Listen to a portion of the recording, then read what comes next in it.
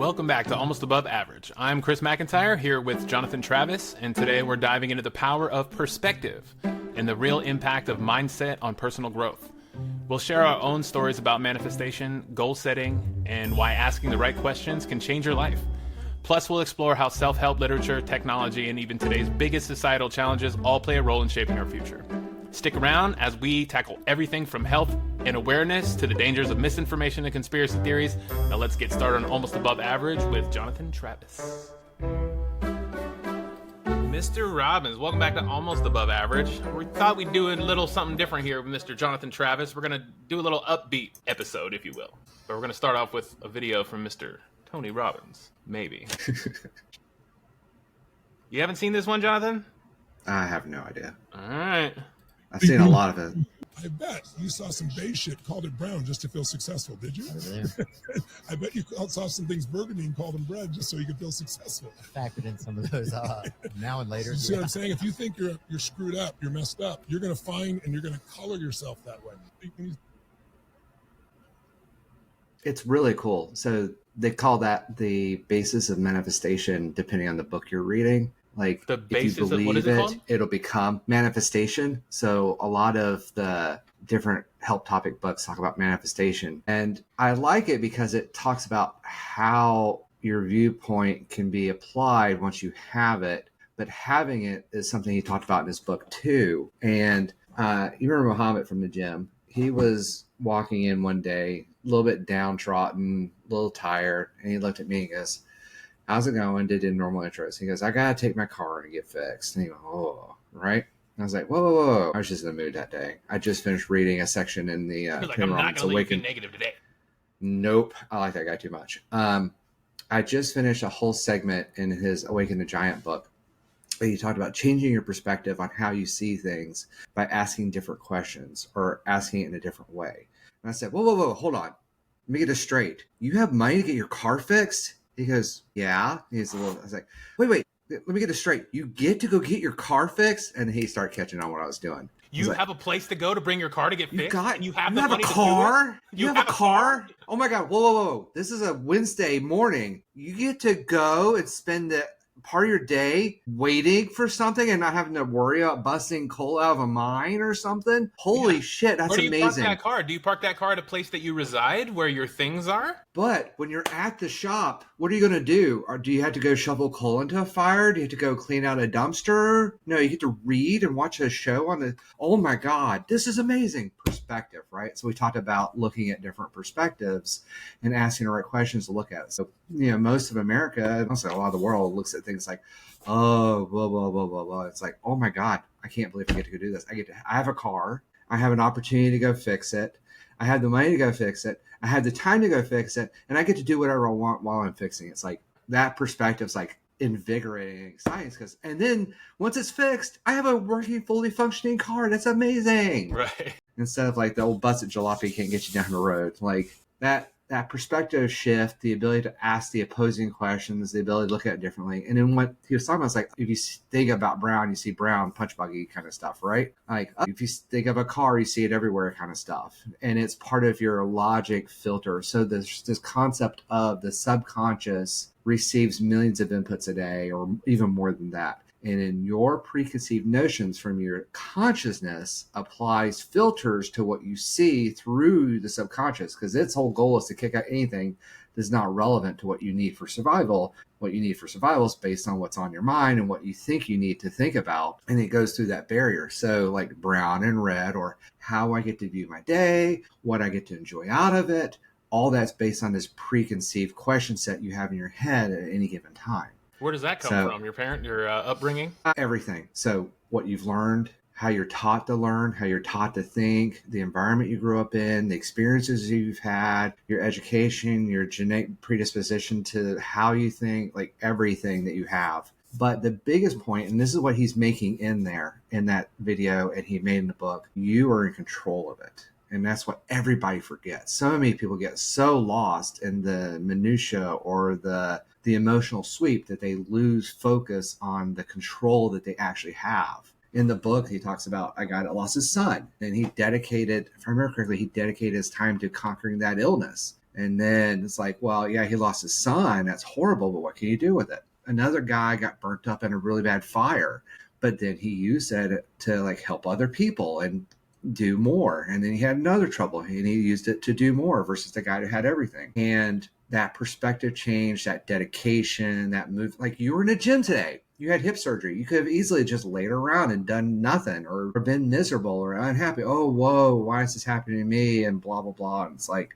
It would have been yeah, pretty you can easy. revel. You can revel in that. You can think about how bad it is, or you can say, I have a new opportunity. I can grow past this. I don't have to worry about that weakness ever again. I've overcome a challenge and something that was holding me back. What else can I do? What more can I take advantage of? That's the thing that most of the majority of people that I come across in the world don't get. It's like they haven't conquered themselves like even one little bit to know that they can. And to think about all the people that are going to have hip replacement, how cool would it be if you had a support group for that, if you're really invested in it, and being able to talk to them and get them out of the scary part of it. And what's it going to be like on the other side, and how you have to manage, and like, that kind of stuff. Like you can share that. You can help build up the community. I love the concept of a rising tide raises all boats, right? Yeah, it's a beautiful concept. So you bring out your experience and help somebody else through it. It's awesome. Yeah. And I love that about community. That's exactly how the AA program works.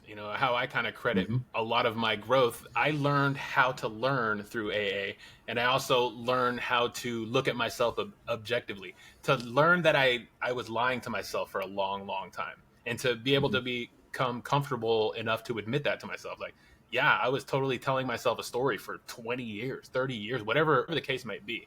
This big part of my life seems to be self-discovery. I keep seeing things that I realized I was lying to myself about for decades. You know what I mean? And that thing you just mentioned is probably one of the most valuable things that you could share to everybody else. The recognizing you're lying to yourself, not beating yourself up, and figure out how to learn from it and move forward. That's the goal of it, right? But that's what everybody suffers with. I know so many people that are like overwhelmed or lying to themselves or hiding from the truth or whatever. It's wild. Like it's I know somebody most people. Like it is staggering. It is most people. And it's all based around this ego that we have. And so everybody has an ego, period. Yeah. Right? Yeah.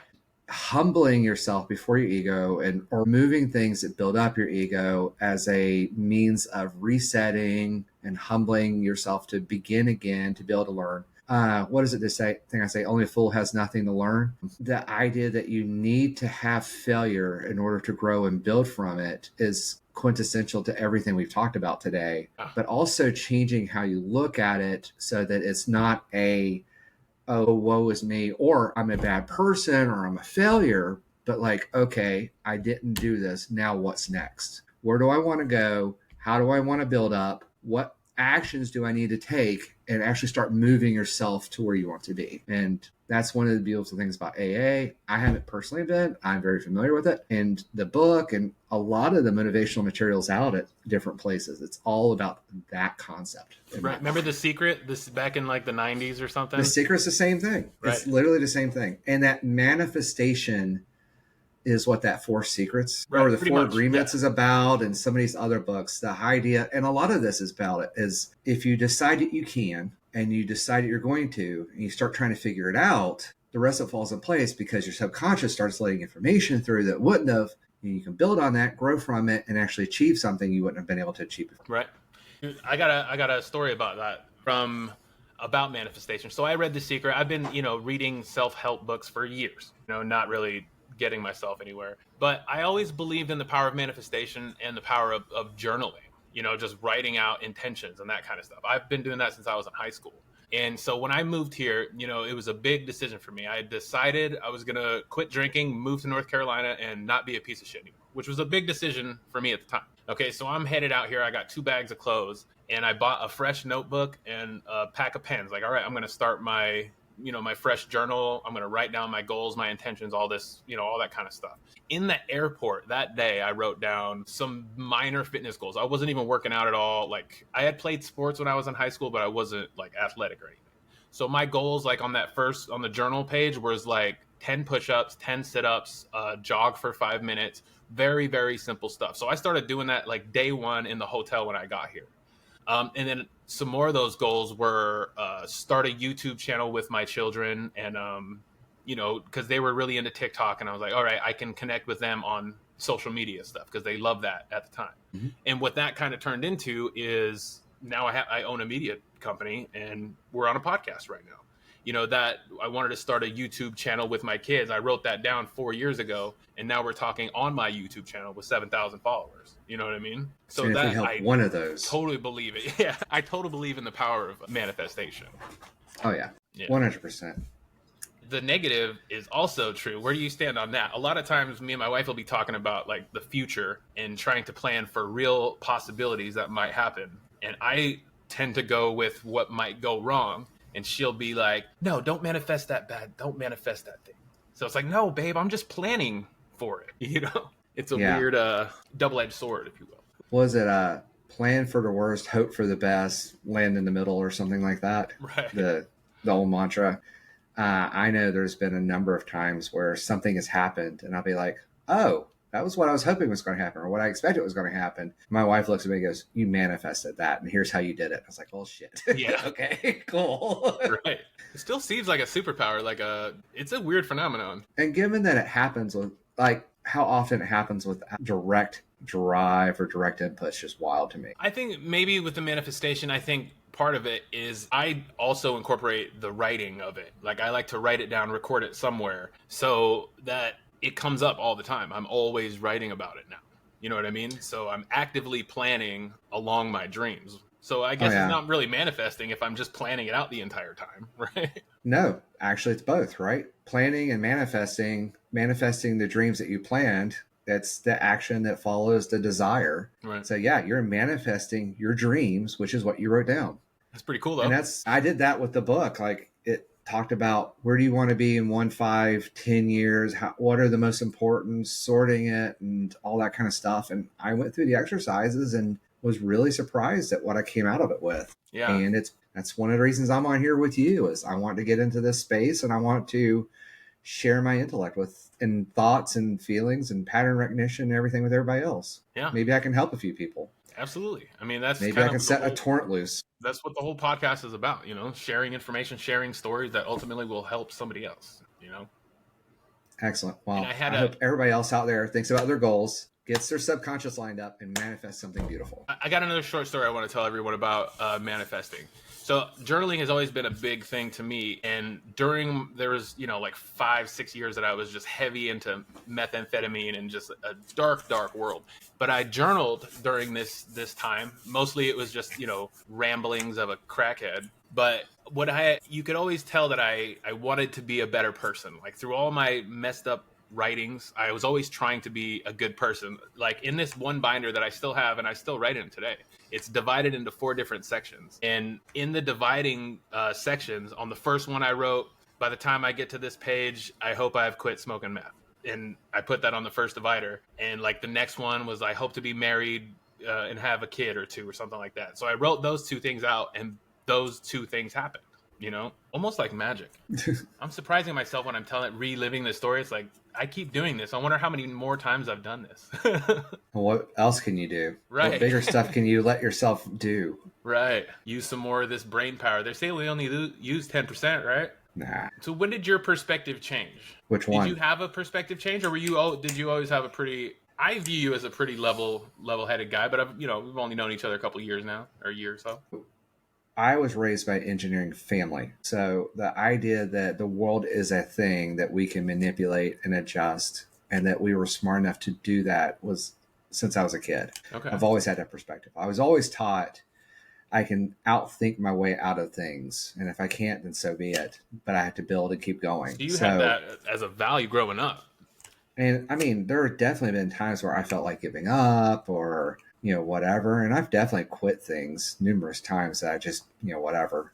But, in general, it came down to this realization that I am as smart as I can be.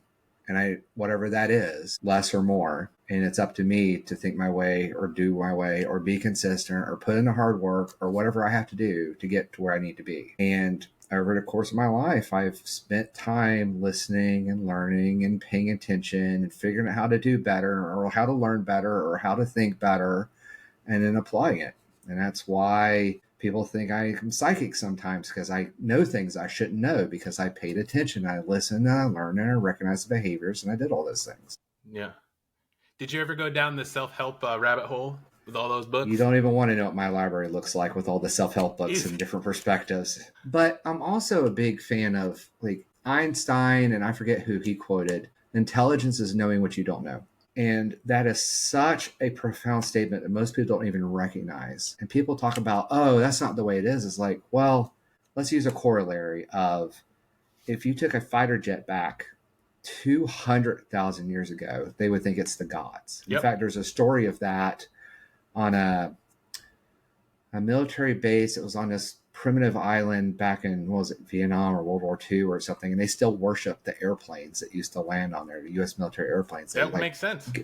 It's a whole thing. So they didn't know, but we do. Does that make them inferior? No, it just makes them less knowledgeable than us. And if you think about what we're learning today, it dwarfs anything we knew before. My dad made a comment of my grandfather, when he was born, rode around on horses and donkeys and only had the one outfit and had to grow his own food, didn't get to go to school, lived through all this stuff. And when he passed, he had a cell phone, flat screen TV, people were in space, TV, and he had news around the world. The difference is unbelievable. And I keep thinking about what's the difference for me? What are we going to learn? What are we going to do differently? So the idea that I know enough is just ridiculous to me. I think nobody knows enough. That's an offensive statement. But good. Like if it challenges people to learn and do better and be more, what's the problem? Like don't be offended. Absolutely. Continue to grow and learn. Like I will die an ignorant man compared to all the knowledge in the universe, no matter how hard I try. Right. And that's just the way it is. But I'm going to close that gap as much as I can in a reasonable amount of life. Me too. And I use YouTube to do it, damn it. And my stupid level library. My Kindle's loaded. Yeah. You know, my favorite self-help book that I've read and that I use the advice from every day at the gym, actually, is the 5-second rule. God, I love that rule. Have you read Mel that? Robbins. Yeah. What a great book, man. And I do that with reps, like especially when I'm about to rep heavy. I use it consistently daily, I think. Oh yeah, like sometimes getting out of bed's like that's like, no, I don't feel like getting out of bed and going to gym. 5, 4, get my ass up. Dude, it doesn't totally makes sense, and it totally works. What a simple ass concept. Have you heard her story too? Before she like ever wrote that book, she was like falling apart, like everything was going shitty in her life, and then all of a sudden that kind of stuff is like God to me. If I remember correctly, an alcoholic, getting ready to get a divorce, millions or almost $1 million in debt, lost everything. Yeah. Turned it around completely and helped me in the process. And it helped a lot of people. Like that's one of the beautiful things is not only did she do that, but if you watch any of her podcasts, there's some great content in there. I'm still learning new stuff. She has a really good podcast. Yeah. Yeah. And she's got a new book, Just Let 'Em, which I love that whole concept of. It's just so intriguing. I haven't heard of that book. Do you have that book? Yes. It's really interesting. I'll give you the quickest version I have for it. I don't know if I've mentioned this, but Keanu Reeves was asked if somebody came up to you saying some controversial stuff on it, the world is flat or whatever, what would you do? He goes, if somebody came up to me and said 1 + 1 = 5, I'd say, cool, bro. Good story. Good luck with that. And just leave. Like, what are you going to do? See ya. No. And then the same thing with the world is flat or whatever. Like, I don't have time for this. Just let them. I'm not going to engage. I have nothing to prove in this situation. Or they're baiting me. They're wasting my time. They're bringing down my energy. Whatever euphemism we want to use or review or statement or whatever. It's not worth our limited time on earth. There's things I can be doing, enjoying, teaching, learning. That's so much more valuable to both myself and maybe somebody else that I get to help down the road. You know, a lot of people that have a problem starting, and you see that, like I see it in my family with just trying to get them to go to the gym. But it's not just like going to the gym. It's like that with like their dreams. Like they're not following their dreams. They want to be safe and go to their job, or they're just afraid to take a step into the future. You know what I mean? Well, we're built for that, right? Like the idea that we want to be able to perpetuate meaning that we'll take what we know is safe over what could be better but failure and lose is built into our genetics, right? That's just how we're built. And it is the rare duck that can say, I can do this, I can do it, or figure out how to do it safely or unsafely and go for it. But the people that do it unsafely, the people who really step out of their shell, those are the ones that are either complete failures and gone or have done the most amazing things on the planet. The most what? Amazing things on the planet? Amazing things on the planet. Like the nuclear bomb is a great example of that. He didn't take the time to figure out everything in minutia, and he ends up dying from it because of what he did. The radiation burst. Have you heard about that? No. When they were building up,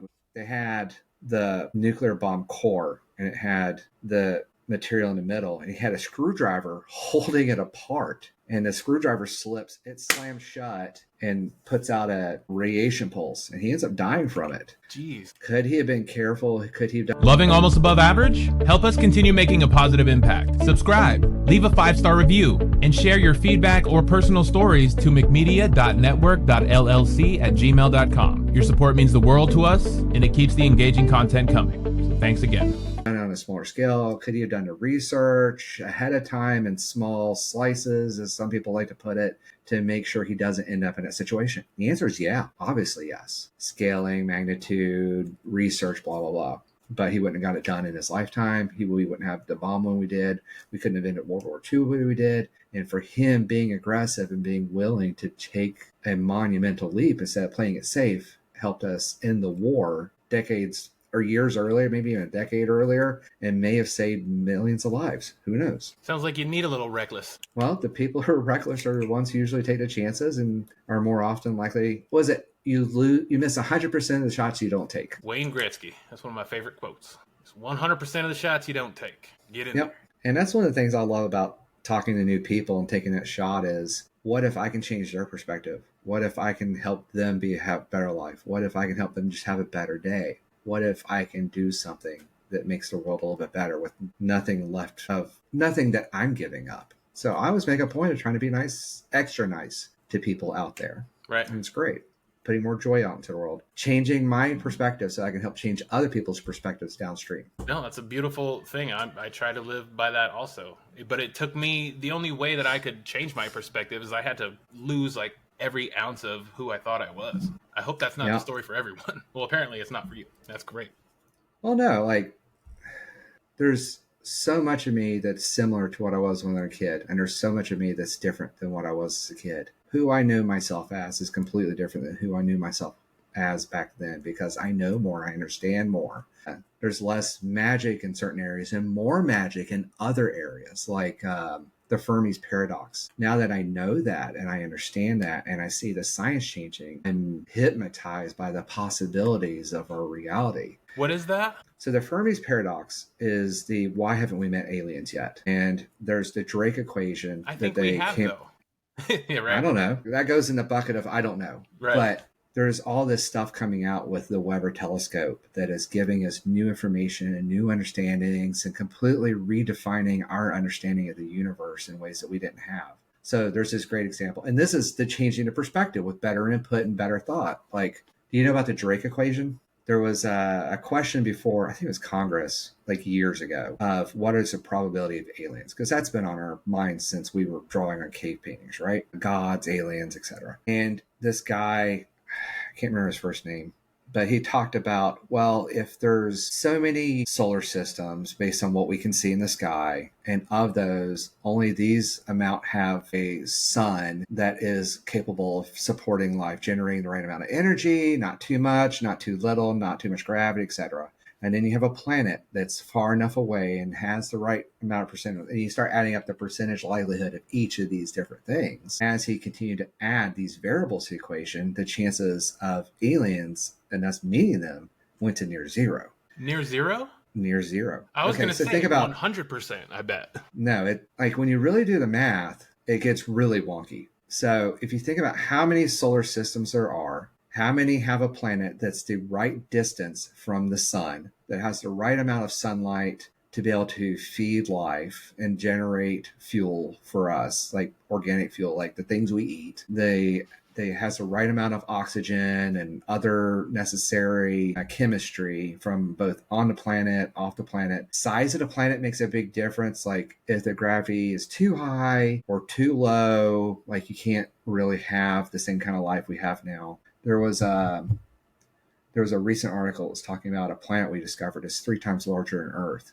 And the reality is, if life grew on there, the chances that they could get off that planet are a lot lower because the gravity is so much higher. Overcoming gravity with a rocket on that planet is significantly less likely than overcoming gravity with a rocket on this planet. You would need substantial, 10 times or 20 times more fuel per rocket, and it had to be more powerful in order to get the same capsule out of the atmosphere. And you'd have to design your suits to accommodate the new. And don't forget all the Atmosphere and biological changes of the increased gravity on our biochemistry. Like there's so many. So size of the planet, enough of the right stuff to support life, far enough from the sun, the right sun, other planets to intercept comets and whatnot so that we don't get blowed up again, like it's happened numerous times, and like the thing that killed the dinosaurs, that kind of stuff. And then it has to have that for a long enough period for life to evolve on it. And then at that time, we didn't know about any other super Earths. We didn't see enough other suns that do it. None that were in the Goldilocks zone, which is that distance from the sun that a planet could even support life with the right amount of energy, gravity, blah, blah, blah. Not burning up, not too cold kind of stuff. And then we just didn't know it. But as our technology's gotten better, as the Weber has gone out there, we found hundreds of super Earths, many of which could support life. Some that seem to have chemical profiles that we think may actually currently have some form of life. So the equation, that percentage chance on each of those variables shrunk or grew, depending on how you want to do the math, to closer to 1% or 50% or 100%. And as we continue to expand out and see it and change our perspective on how travel exists and how we can move and what is the meaning of life. There was one of the guys that was on a security group for the United States military that did UAP, unidentified aerial phenomena tracking the new UFO, for them. Right? Yeah, so UFO is unidentified, right? But right. UAP could be a variety of different things. And the idea that it's a plane or a vehicle that holds organic life is kind of silly. Like, why would we send an organic being that's going to die of old age or need materials to survive when we can send artificial intelligence, uploaded intelligence? There's a lot of concepts around pure energy-based intelligence. Like there's all these different, why would it have to have a body? Why can't it just be a consciousness in a total probe? Like there's a whole line called the Bobaverse, which is kind of neat. What sci-fi is a series. Consciousness? Yeah, define consciousness. You can get into it. So the idea. Can you hand me that consciousness over there? It's in a jar on my dresser. Right, which is a great topic on AI. But anyway, what are we even equating? What is, who knows, right? So the other thing too is how long could it take for a civilization to not implode?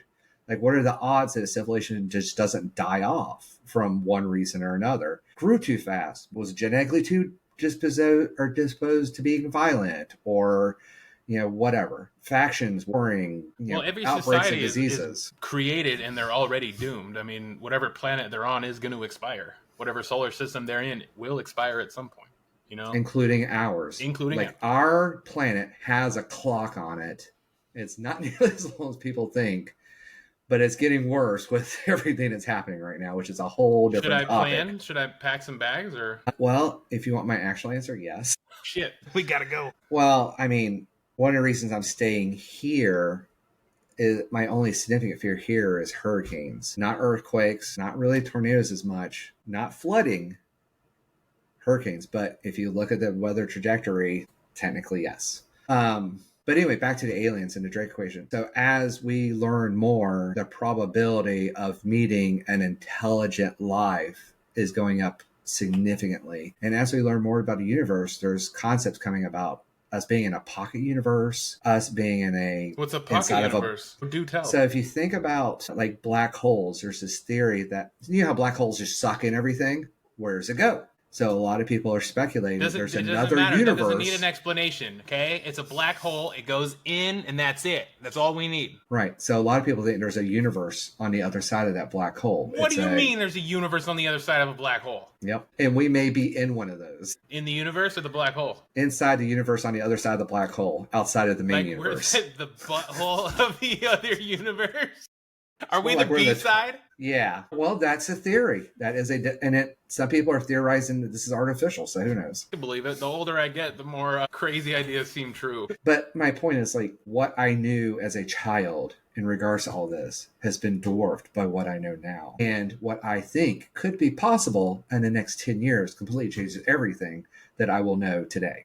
What do you think could be possible in the next 10 years? There's like 4 or 5 major technologies I'm significantly paying attention to that are game changing, that I'm very excited about. Stock options? Actually, that's one of the things I am keeping very close. Okay. So solar panel and energy. There was an experiment at Harvard where they were able to turn heat into electrical energy by using graphene. And it's using what? Gravity? Graphene, which is it's a carbon single-threaded, a single atom thread, and then you can run electricity over it. And then heat is just kinetic energy in atoms. It's not right? graphite? No, graphite is an actual element, but it's graphene, which is carbon-based. And the idea is that the kinetic energy from heat can act like if you squished a hose and it squirts water out one end, it could do that and make electricity move more by the kinetic energy of the heat in the air. If they ever got that up, we could turn heat into electrical energy, which is really cool.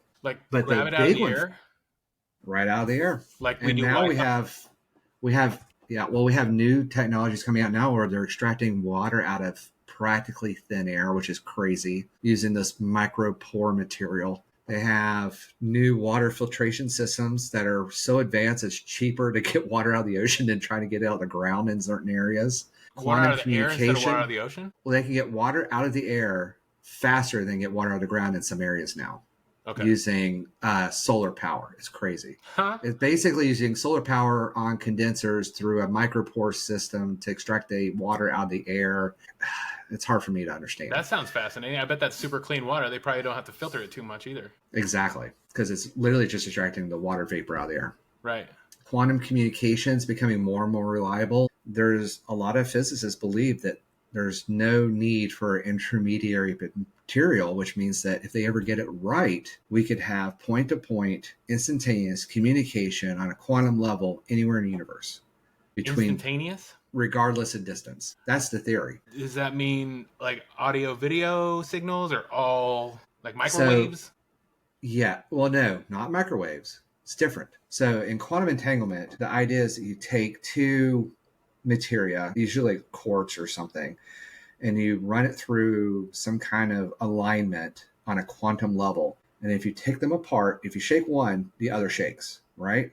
If you cause one to move, the other moves. And anyway, and it's nearly instantaneous. And they're trying to use this technology for like encryption and secure communication and faster data transfer, but it still requires them to be connected somehow, right? Mm-hmm. But the physicists all said we don't need that. In theory, it should work without anything. And if you could get that to work, I could have a chip in my phone that has one of these, and we could have the other chip in some data center somewhere. And then I could be underwater 2 miles in a submersible and have gigabit or petrobit real-time data transfer between the two. Or even better, no signal loss. I could play a live show in Reno, Nevada with my band, and I could just be here by myself in my living room and listening.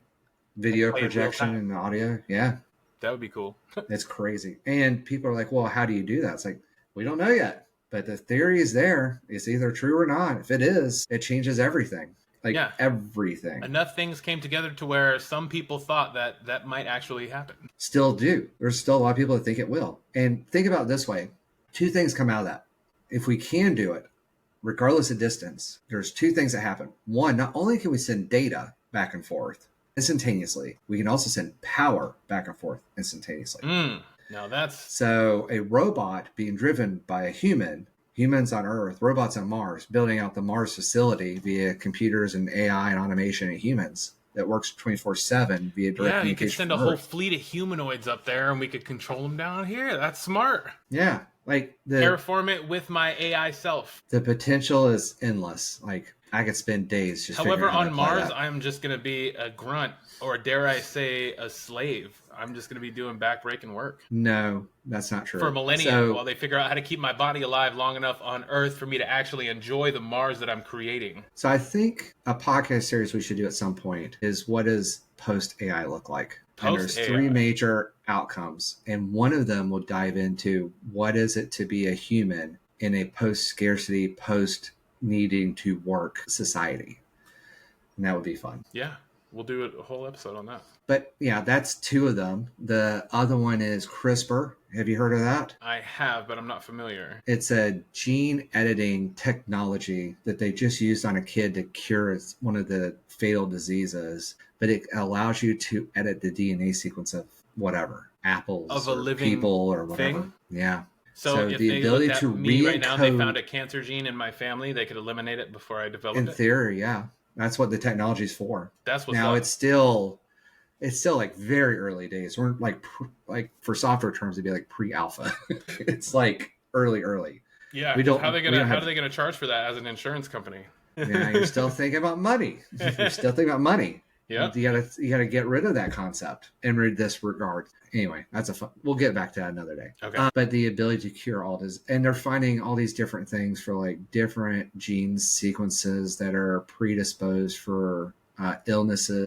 I don't know if you read this, but they think they found out the gene sequence necessary for gluten sensitivity. And I was like, son of a bitch. They're gonna cure gluten allergy. Yeah, Wouldn't that be cool? Because the gluten allergy didn't exist when I was a kid. it did. It just wasn't registered. That's what everybody forgets. So I want to draw a quick. Get 5 stick packs of Bucked Up pre-workout, a super soft flag t-shirt, and the perfect 28 Oz shaker bottle all for just $9.99. Head to buckedup.com and use code McMedia1 at checkout for huge savings on all fitness supplements and gear. Don't miss out on this unbeatable deal to power your workouts and look great doing it. Line. There is a difference between allergy and sensitivity. And I am gluten sensitive, but you can be gluten allergic, and those are very different things. Yeah. Is one like will kill you, right? So an allergic reaction is where your body thinks it's a foreign invader and it starts fighting it off on a significant level, like if it was a virus or something else. But it can overload your system since it's not actually fighting anything real. It can cause significant problems. Sensitivity is usually like it irritates your stomach and intestinal lining, causing separation, leaky gut, and that autoimmune response, Diarrhea. which is a Got it. different path. Yeah. So One that's probably what most of the people that say they have a gluten allergy is they get a little diarrhea when they have some bread or something, right? And for anybody that's curious, there's a simple test. You can just go to your doctor. You can get it checked. They can check for the antibody that is for gluten, and they can find out if you are. It's a 1-day test. Easy breezies. Blood test? I did it. I had it checked. I found out. I hate it. Did you have were you wondering? I had a lot of stomach problems when I was a kid, like middle school. And for the longest time, most of my life, I thought it was milk. And then when I found out it was gluten, it completely changed my life. I'm so much healthier now that I know. And I recommend everybody go get tested for the various sensitivities, because you may have it to some degree and not even know it. And if you did, let's say you did have a gluten sensitivity, it was mild. You're like, well, screw it. I'm going to go the hard route and get rid of it, just like everything else that's technically toxic to me. What would it do? Well, my skin got better. My sleep got better. My stomach got better. My energy level got better. My mind got better.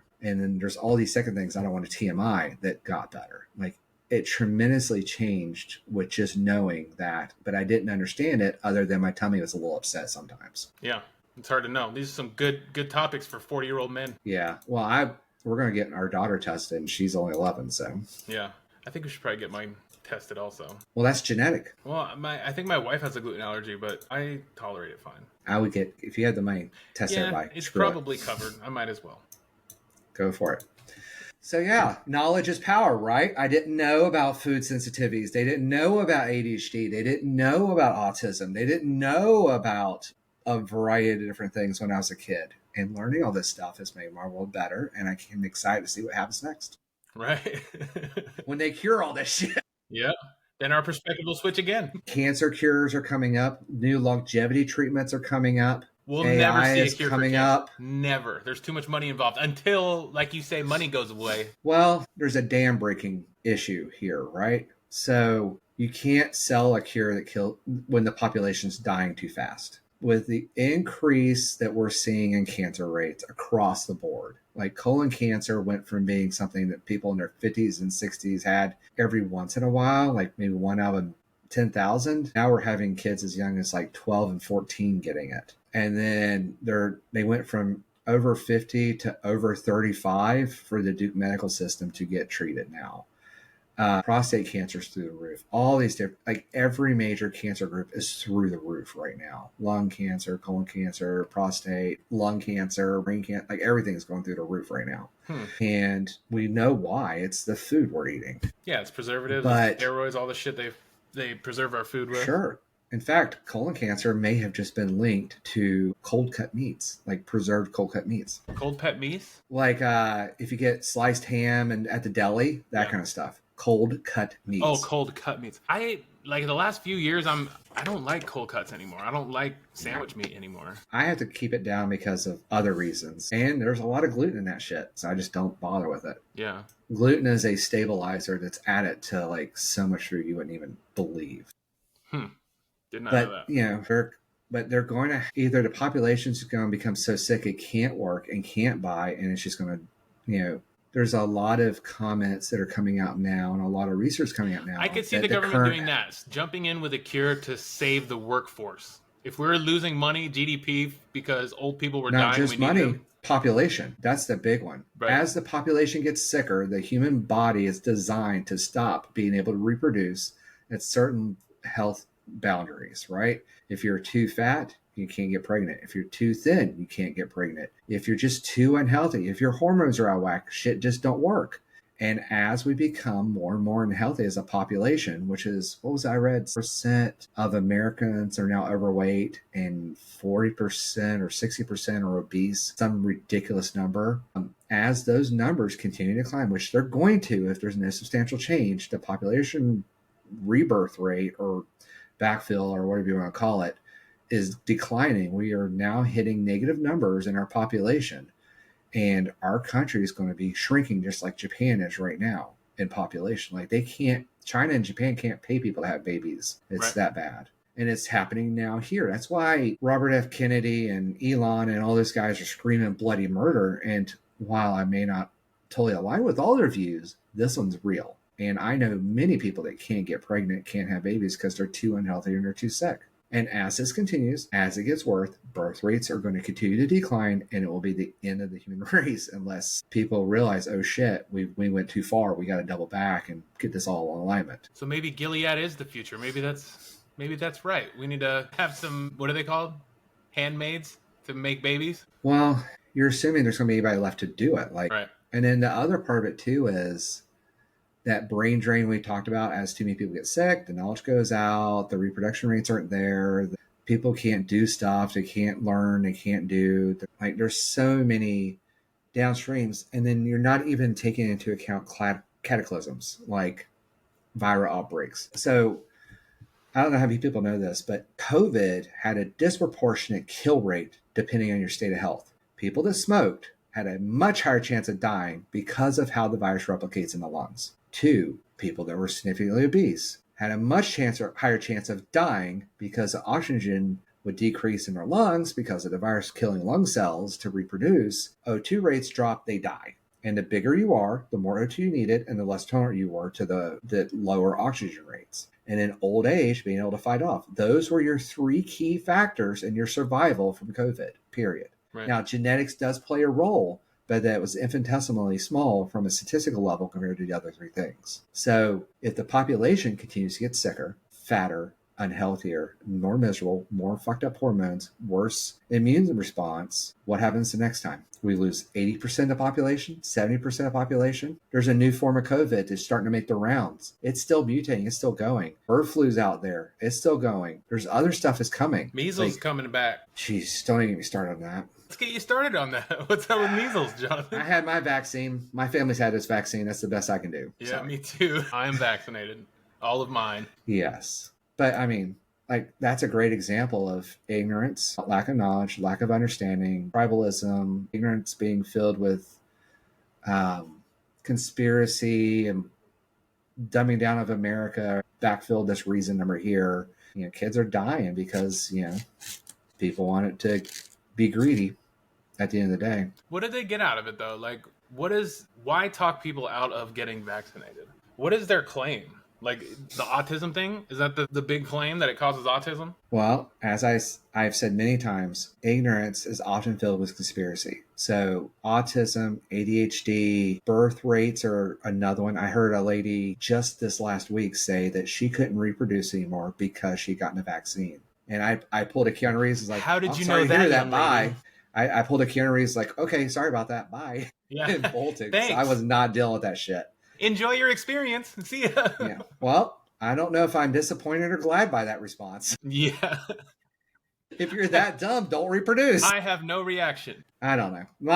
Not my duck to put in a row. But Right. anyway, but the idea that it's going to whatever the conspiracy is why they haven't done it. And then people are like, well, autism rates are going up now, but they weren't going up 20 or 40 years ago. We've had the measles vaccine for what, like 60 years or something, 70 years, something like that. Yeah. So why is it now that it's causing autism? It's because it's not. It's other stuff. I don't know what they get about pushing that conspiracy though. There's two sides to it from what I understand. Or they really believe it. One, tribalism. People really believe that stuff. There's plenty of, like, I know people that truly believed that the COVID vaccine had Bill Gates's microchip in it that was going to track them. Yeah. I knew people that And really believed that the towers had 5G. Screamed about that. Fucking yeah. Yeah. It's like, where's my 5G reception? Damn it, I got the vaccine. Yeah.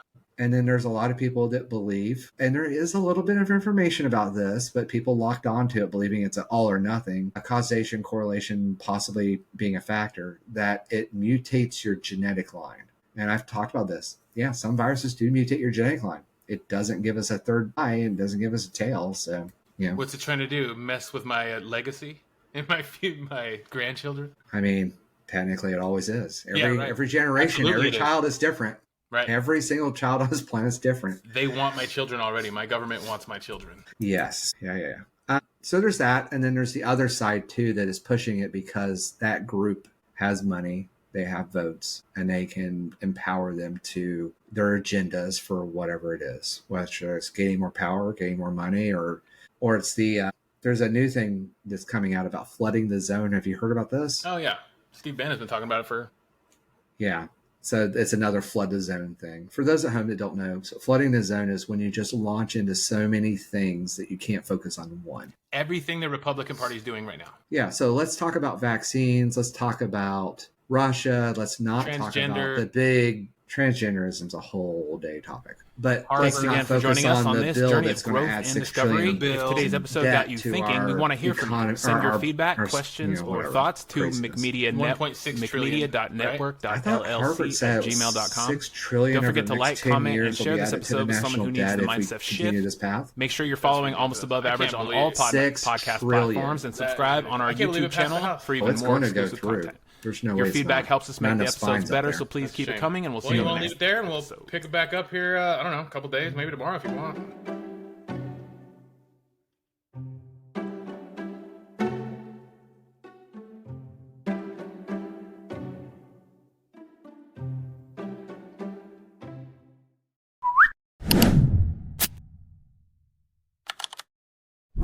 Zzz.